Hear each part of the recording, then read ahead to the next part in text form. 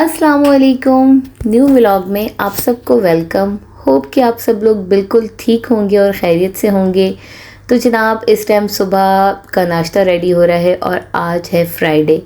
तो फ्राइडे छुट्टी है ओमान में और हस्बैंड भी घर हैं और बच्चे भी घर पर हैं। तो आज का दिन जो है वो बच्चों के साथ स्पेंड करेंगे और बड़ी सिंपल सी रूटीन है आज मेरी, क्योंकि थोड़ा बिज़ी इसलिए हो गए कि आजकल एक और काम हम लोगों को मिल गया है और जैसे ही थोड़ा बहुत टाइम मिलता है तो हम अपने उस कामों के लिए निकल जाते हैं। और जैसे कि आपने मेरी पुरानी वीडियोस में देखा है कि हम जो है वो घर ढूंढ रहे हैं कि कोई अच्छा सा घर हमें समझ में आ जाए। तो आज है फ्राइडे और आज भी ऐसा ही प्लान है कि बाद नमाज जो है फिर हम निकलें, क्योंकि दिन में अगर आप लोग निकलेंगे तो आपको जो है वो हर चीज़ समझ में आएगी। और क्योंकि शामें जो हैं अब बड़ी होने वाली हैं और दिन छोटे होने वाले हैं। मगरिब अल्हम्दुलिल्लाह 6:30 बजे अब मगरिब हो जाती है, तो दिन जो है अब छोटे होते जा रहे हैं, तो इसलिए टाइम का बिल्कुल भी पता नहीं चलता।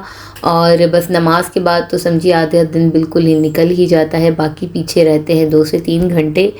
तो बस प्लानिंग यही है कि आज भी फ्राइडे है, छुट्टी है, तो छुट्टी का पूरा पूरा फ़ायदा उठाया जाए। क्योंकि कहने को अभी 1.5 महीना या 2 महीने हैं, लेकिन टाइम ये इतनी जल्दी गुजरेगा कि आप लोगों को अंदाज़ा ही नहीं होगा। और यही चीज़ मैं अपने लिए सोचती हूँ कि मुझे अभी ये लग रहे हैं कि तकरीबन मेरे पास 45 डेज़ हैं, लेकिन टाइम इतनी जल्दी गुजर जाएगा कि पता ही नहीं चलेगा। और वैसे भी वीक में देखें कि फ्राइडे इतनी जल्दी आ जाता है कि हर मुझे लगता है 2 से 3 दिन के बाद आप देखें वीक ख़त्म और फिर फ्राइडे आ जाता है।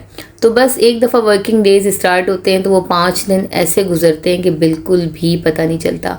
तो बस यही है। और आज नाश्ता थोड़ा डिफरेंट है, बड़ा सिंपल सा नाश्ता मैंने बनाया है। चाय बना ली है और ब्रेड को जो है वो टोस्ट कर लिया है, एक पे बटर और एक पे जैम लगा लिया है। और मैंने एक ही ब्रेड ली है अपने लिए और उस पर बटर और जैम लगा लिया है। तो नाश्ता यहाँ पे रेडी हो चुका है और बच्चे अभी नहीं उठे, तो मैं और हस्बैंड जो है ये हमारा कह लें कि क्वालिटी टाइम होता है कि नाश्ते के टाइम हम यहाँ पे खूब गपशप भी करते हैं और पूरे दिन की प्लानिंग भी कर लेते हैं कि आज फ्राइडे है तो क्या करना है। क्योंकि ये एक ही दिन होता है जो हम साथ बैठ के नाश्ता करते हैं, और उसके अलावा वर्किंग डेज़ में तो इतनी जल्दी होती है कि फ़ातिमा के स्कूल की तैयारी और उसका बैग, उसके यूनिफॉर्म, तो बिल्कुल भी मैं उनके साथ बैठ के नाश्ता नहीं करती। और नाश्ता करने के बाद सोचा कि क्या बनाया जाए, ऐसी चीज़ बनाया जाए जो जल्दी से बन जाए।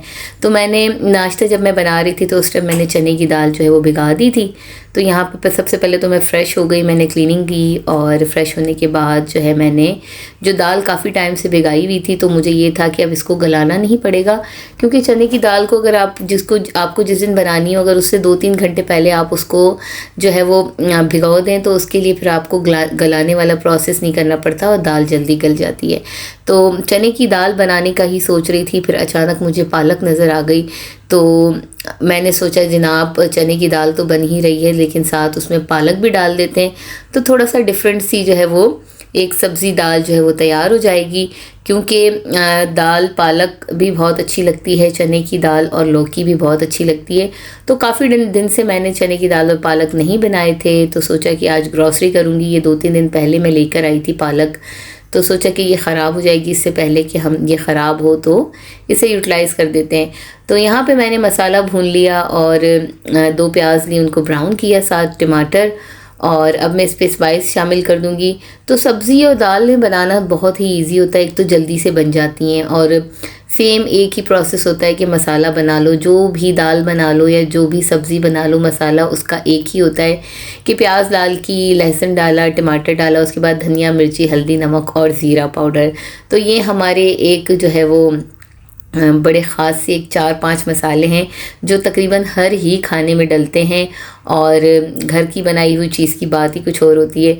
तो जनाब मसाला जो है वो मैंने भून लिया और उसके बाद फिर मैंने दाल भिगाई हुई थी, इसमें मैंने चने की दाल शामिल कर दी।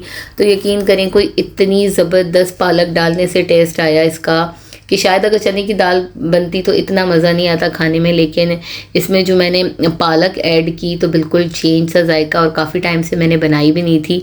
तो जब चने की दाल पालक साथ बनाई गई और उसको खाया गया गरम गरम नान के साथ तो बड़ा मज़ा आया।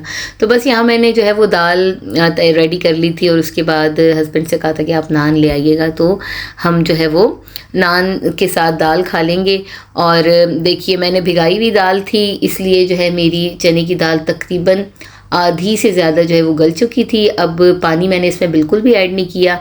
अब जो मैंने पालक काटी थी वो मैंने बिल्कुल बारीक सी कट कर ली थी, और पालक डालने के बाद भी मैंने इसमें शामिल नहीं किया पानी, क्योंकि मुझे भुनी हुई सी थोड़ी जो है वो दाल पालक बनानी थी, और पालक डालने के बाद पालक ने भी अपना पानी छोड़ना था। तो मुझे आइडिया था कि एक कसर दाल की रह जाएगी तो फिर मैं इसमें पालक ऐड करूँगी। तो जब तक पालक अपना पानी सुखाएगा तो उस प्रोसेस में मेरी दाल जो है वो बन जाएगी, गल जाएगी, और सबसे बड़ी बात खड़ी रहेगी। ऐसे नहीं होगा कि दाल जो है वो बिल्कुल हलवा हो जाएगी, क्योंकि पालक और चने की दाल जब आप बनाएं तो दाल जब खड़ी हो तो फिर बहुत ही अच्छी लगती है, अगर बिल्कुल ही गल जाए तो वो मज़ा नहीं आता। तो देखिए अब दाल भी बिल्कुल गल चुकी है और बहुत ही यमी सी मेरी जो है वो दाल पालक भी रेडी हो गई। तो बस दाल पालक खाना खाने के बाद जो है बस थोड़ी हम लोगों को देर हो गई, और हस्बैंड ने कहा कि मैं 1 घंटा सो जाऊं, फिर उठ के हम चलते हैं। तो उनके चक्कर में पूरा घर सो गया, मैं भी सो गई, फातिमा मरियम हम तीनों सो गए। उसके बाद रेडी हुए जाने के लिए, क्योंकि थोड़ी बहुत ग्रॉसरी भी करनी थी।